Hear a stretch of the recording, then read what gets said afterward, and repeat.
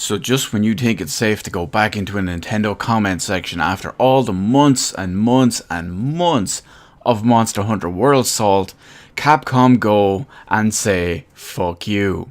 What's going on, everybody? It's Q from Retro Q Gaming, and of course, like I mentioned, Capcom have thrown a whole monkey, let alone his wrench, into the works of the Nintendo salt mines. And they've done this by announcing Monster Hunter Generations Ultimate for the West. Now, this is a positive thing, believe it or not. I'm not here to bash the release of this game.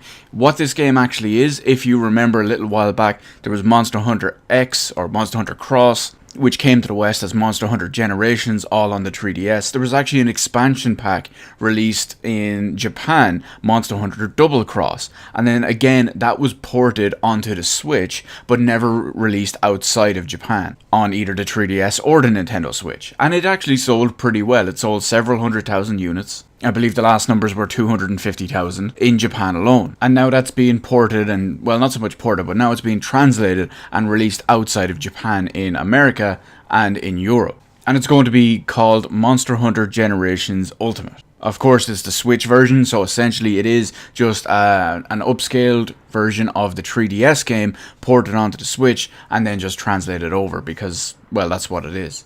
Again, that's a decent thing. I may or may not buy it. I'm not 100% sure. I know come later this year I'll be playing Monster Hunter World at max settings, 1440p, over 100 frames per second most likely. And going back to a 3DS game at 720p doesn't really do it for me.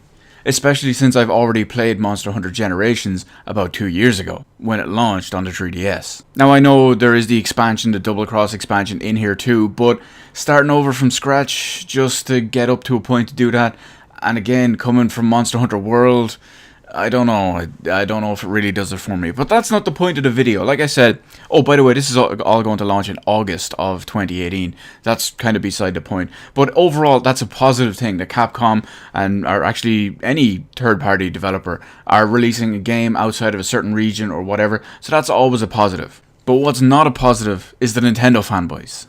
Because as usual, they're back at it.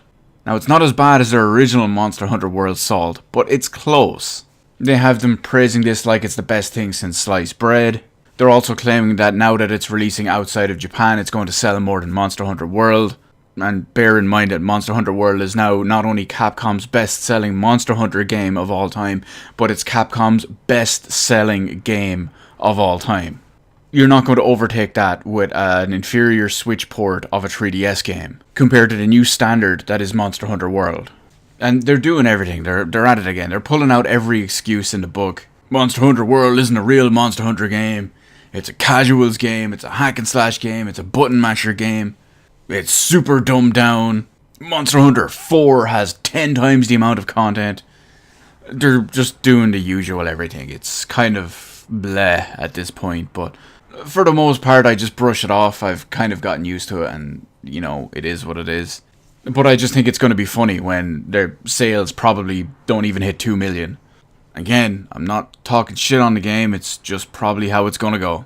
When the world, no pun intended, knows that Monster Hunter World is the evolution and next step forward, other than fanboys, not many people are going to be clamoring for a 3DS port onto a Switch. If you compare the games both visually and mechanically, the Switch is rough as fuck. But having said that, Generations was a good game, so you can take whatever you want from that as it is. Anyway, it's going to be interesting to see how they melt down and how they handle the salt over the next couple of months. I'd say probably over the next year, because once the game actually launches in August, I do want to give it about 6 months or so for them to finally stop crying and possibly even move on.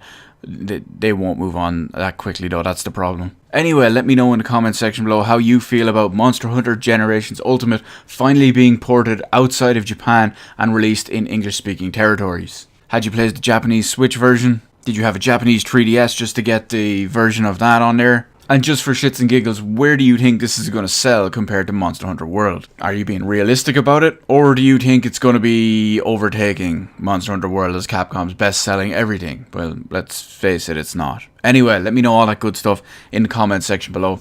hit the appropriate button to let me know how I did on the video. And then just while you're at it, hit the subscribe button, and why not even turn on notifications? Granted, YouTube probably still won't send you all the notifications for the video uploads and the live streams, but hey, at least you can say you tried, right? Anyway, as always, thank you guys so much for watching, and I will see you in the rest of the videos in my channel.